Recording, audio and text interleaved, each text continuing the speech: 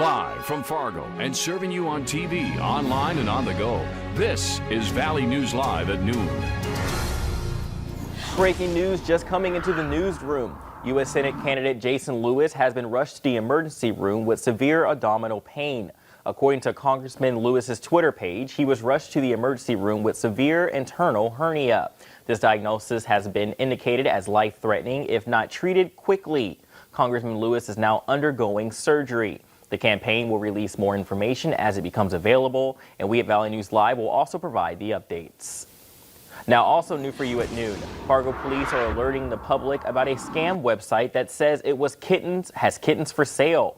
Now, police say an individual contacted them about it and said they paid a lot of fees. Now, these fees are the adoption fee, shipping, additional shipping, vaccine, new crate, and $1,000 for a city permit fee, and an additional request for $1,000 for COVID-19 related fees. After further review, the website provides an address pinned to the downtown Fargo, which is inaccurate. The local phone number on the website states it is a long distance number that requires an access code. Police say be cautious when purchasing anything online, and if you can, go to the shelter for animals.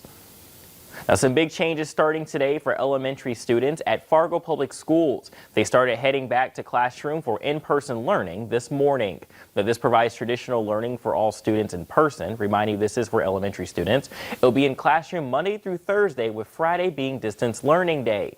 This will be used to deep clean each elementary school. All non-essential classroom visits are suspended. Item sharing will be limited. Staff says it is the most difficult to clean. Now, middle and high school students will continue in hybrid learning. Stay home if you're sick.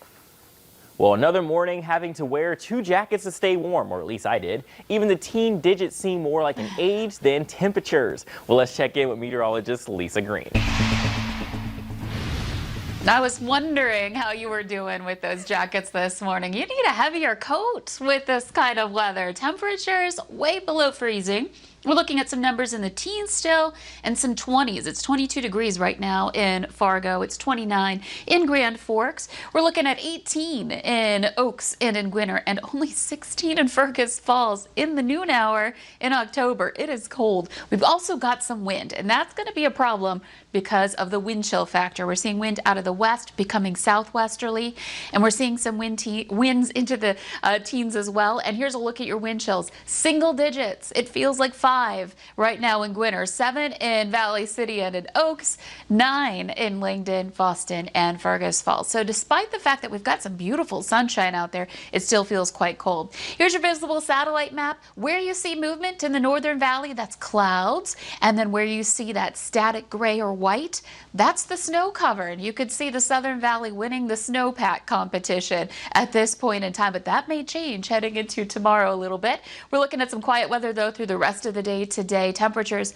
struggle this afternoon. Bottom line, it's going to be cold all day long, and we can expect that to continue with some gradual warming as we head through the week. We'll let you know just how warm your Halloween is going to be coming up here in just a few minutes. The temperatures were struggling to warm up as much as I was this morning, but I did feel warm with 2 jackets. It's just I forgot to bring a hat again. So thanks again, Lisa. I'll learn next time.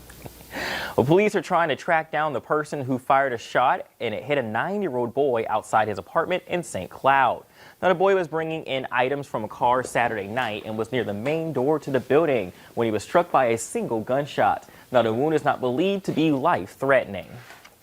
Authorities are expanding the search for a missing Minnesota woman with dementia. 80-year-old Andrea Nyberg was last seen Friday evening in Moore, Minnesota.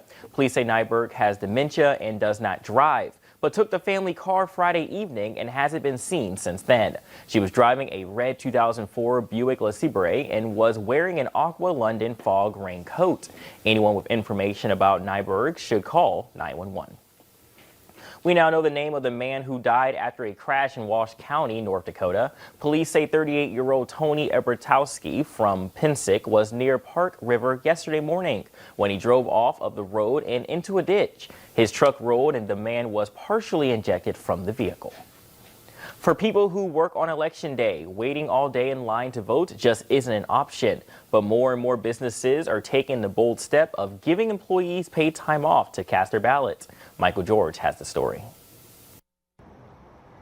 Across America, we've seen it. People waiting hours and hours to cast ballots during early voting. Those lines often mean a difficult choice for many who work on Election Day: vote or collect a paycheck. But that's starting to change. Our democracy does better when we all participate. Corley Kenna is spokesperson for clothing company Patagonia. It's one of a growing number of businesses making it easier for employees to vote. On Election Day, they'll shut down their stores, their headquarters, and their distribution center. Workers will get a paid day off so they can vote, and 4 more days off if they volunteer as a poll worker. As we face a climate crisis, a social justice crisis, a health crisis, and an economic crisis, I think it is more important than ever before that we engage and that we exercise our right to vote. Other companies like GM and Square have their own initiatives. But it's not just large businesses. A survey by Square found about 2/3 of small businesses say they plan to give workers time off to vote this year.